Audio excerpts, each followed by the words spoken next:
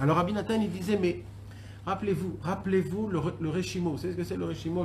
L'empreinte que Rabbeinu a fait sur vous. Et essayez de vous rappeler juste de l'empreinte, pas de l'effet qu'il avait fait à son époque. Ce que ça a laissé. Parce que normalement, moi, si maintenant, par exemple, tu as vu un grand sadique, moi je te dis, regarde ce qu'il avait fait, rappelle-toi du grand sadique, qu'est-ce qu'il avait fait, Nahon? Ben, Rabbi Nathan, il dit pas ça à son fils. Il lui dit quoi? Il lui dit, rappelle-toi de l'empreinte que ça t'a laissé. Pas ce que tu te rappelles, de l'empreinte que ça t'a laissé. Ouais, et ça c'est très important. Ce que je vous dis, c'est pourquoi. Quand il se passe quelque chose de bien, ça peut être matériellement ou spirituellement, tu as un beau truc qui s'est passé dans ta vie, une sensation très forte. On s'en fout dans quoi, d'accord? On s'en fout dans quoi? Même si c'est un plat. Tu as mangé un plat un jour, ça t'a fait une sensation, etc. Depuis ce jour-là, tu sais ce que tu vas chercher maintenant? Tu vas chercher la même sensation. Maintenant, le problème, c'est quoi? Par exemple, si c'est un plat. Si c'est la première fois que ça t'a fait ce goût-là, donc c'est obligé que ça te fasse une sensation parce que c'est la première fois. Maintenant, la deuxième fois, quand tu vas manger ce plat, toi, tu vas chercher la sensation première. Mais comme toi, tu l'as déjà goûté, jamais elle pourra faire le même effet. Alors, écoute bien ce qu'il dit Rabbi Nathan. Il dit, Rabbi Nathan, on a une sorte de maladie dans la spiritualité. Parce que ça, je peux vous l'expliquer dans tout. Hein, c'est un secret, mamage, dans tout. Dans la spiritualité, c'est quoi? C'est que des fois, il se passe un truc. Tu te réveilles une nuit, comme ça, tu fais khatsot, tu dis, vas-y, j'ai pas envie de dormir, je vais faire une petite body doute, et tu fais une petite body doute, et d'un coup, tu as un truc, tu parles, tu te sens bien, etc. Là, tu as une lumière, d'accord? Tu as une lumière.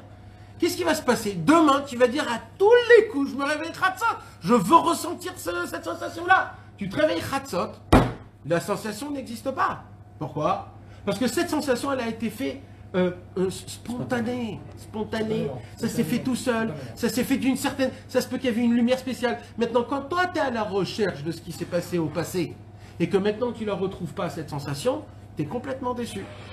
Et comme tu es déçu, tu vas être Mahashim. Comment on dit Mahashim? Tu vas accuser qui? Hachem, il n'est pas accusable. Alors, tu vas accuser qui? Toi-même. Et là, tu vas perdre ta simra. Et Rabbeinu, il dit, et le Yetzara, il t'a eu. Tu t'es levé, Khatsot, t'as tout fait comme il faut. Et à cause de tes sensations, tu tombes. Il dit, Rabbeinu, mais cette sensation, c'est une sensation comme une tava. Peut-être ta sensation, c'est pas ça qui te déclare c'est quoi la vérité. C'est pour cela qu'il dit quoi, Rabbi Nathan? Écoutez bien l'importance des choses. Il dit quoi, Rabbi Nathan? Un secret énorme. Il dit, tu sais, c'est quoi qu'il faut retenir d'une sensation forte dans la spiritualité, dans la matérialité? C'est pas la sensation elle-même. C'est l'empreinte qu'elle te laisse. Il dit Rabbi Nachman comme ça. Rabbi Nathan à son fils, dans la lettre. Il dit, mon fils, si tu cherches tout ce que tu as goûté à l'époque, tu es en train de tourner dans un rond qui ne se termine pas et tu seras toujours triste. Pourquoi? Parce que tu cherches quelque chose qui n'existe pas. La première sensation, ça n'existe pas, c'est un cadeau qu'on donne d'Hachem. Après, elle reviendra plus tard. Mais maintenant, c'est pas... Alors il dit, c'est quoi alors? C'est quoi la sensation que tu dois te rappeler? C'est le Réchimo, c'est l'empreinte. Et là, il dit, Rabbi Nathan, tu te rappelles comment on allait chez Rabbeinu? Il disait comme ça, Rabbi Nathan, quand on était dans la maison de chez Rabbeinu et on entendait les paroles de Torah de Rabbeinu, à ce moment-là, tous ceux qui étaient à la maison, qui entendaient les paroles de Rabbeinu, n'avaient plus de libre arbitre.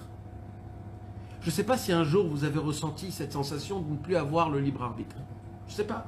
Ça peut arriver dans un cours très très puissant.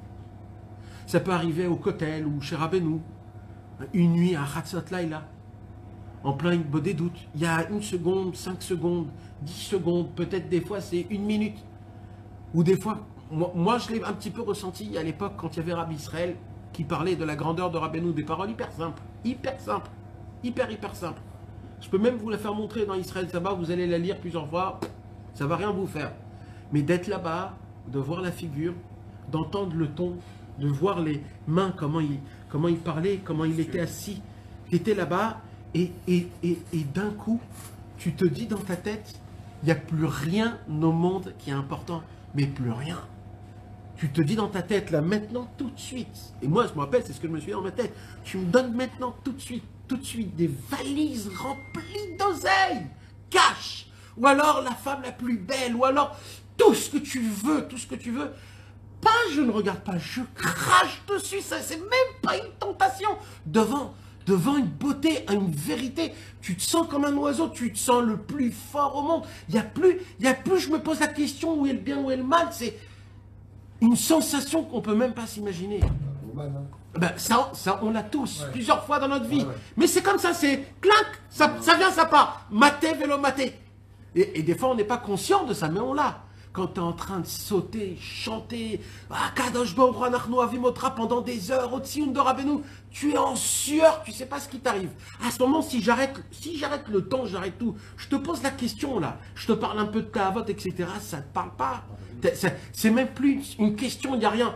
Mais Rabbi Nathan, il dit ça, c'était quand on était dans la maison de Rabbeinu, quand on entendait la Torah de Rabbeinu. Donc il dit de ça, je ne veux pas t'en parler, il dit Rabbi Nathan. Il dit parce qu'un vrai tzaddik, c'est quoi? Un vrai tzaddik, c'est pas au moment où je te parle de Torah ou d'Avodat Hashem, où je t'enflamme le feu et ton cœur, que là tu deviens une puissance. Le vrai tzaddik, c'est qui?